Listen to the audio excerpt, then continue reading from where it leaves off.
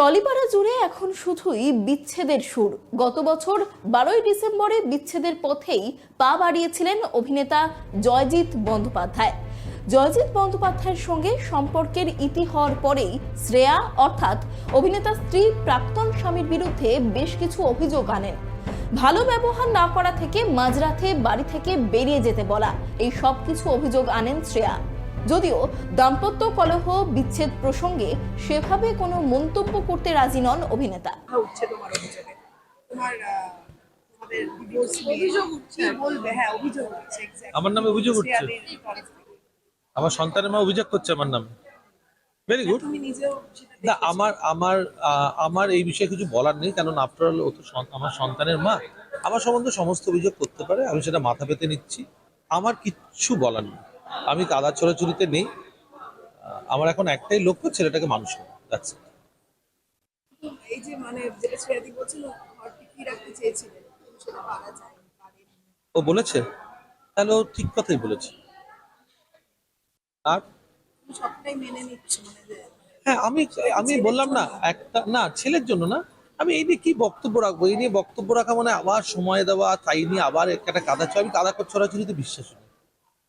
আমি সবটা আমার খারাপ, আমি খারাপ, সব মেনে নিচ্ছি, কিন্তু আমার সন্তানের মা সম্বন্ধে কোনো অভিযোগ নেই।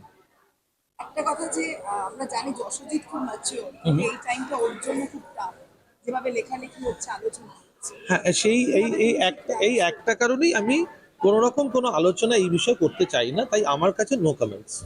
যশোজিৎ কি বলছেন সেটাই বলছি যশোদীপ ওর ওর ওর কিছু সময় খারাপ লাগছে, সেটা না বললেও খুব ইন্ট্রোভার্ট, আমার মতন এক্সট্রোভার্ট নয়। ওর খারাপ লাগছে, কিন্তু হ্যাঁ সেটাকে আমাকে হ্যান্ডেল করতে হচ্ছে বলবো না, ও নিজেই নিজেকে হ্যান্ডেল করছে, because he is old enough, he is matured enough to handle himself. তো ঠিক আছে, ও ওটা বুঝে নেবে, কারণ জীবনের যুদ্ধটা সবাইকে করতে হয়। ওকে ওর মতন করে যুদ্ধ করতে হয়েছে, আমাকে আমার মতন করে যুদ্ধ করতে হয়েছে। সব দোষ যখন আমি মাথা পেতে নিচ্ছি আমার সমস্ত দোষ। তোমাকে কি ইন্ট্রোভার্ট করে দিয়েছে এই ঘটনাটা?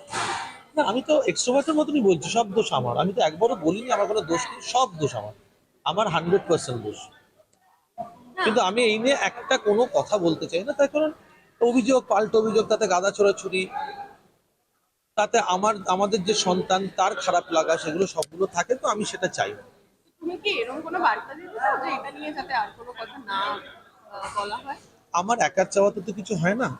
যখন একসাথে ছিলাম তখন হয়তো আমাদের দুজনের চাওয়া মিলিয়ে কোনো একটা চাওয়া, কিন্তু আমাদের মিউচুয়াল ডিভোর্স হয়ে যাওয়ার পর এইসব অভিযোগগুলো আনা এগুলো দেখে ওর যেটা আমার সন্তানের মা ভালো বুঝছেন সেটা করছেন, কিন্তু আমার তার সম্বন্ধে কোনো অভিযোগ নেই। আমি সমস্ত অভিযোগ অনুযোগ যা যা আছে সমস্তটা আমার খারাপ 100%। আমি অত্যন্ত খারাপ একটি মানুষ, আমি সব মাথা পেতে দিচ্ছি।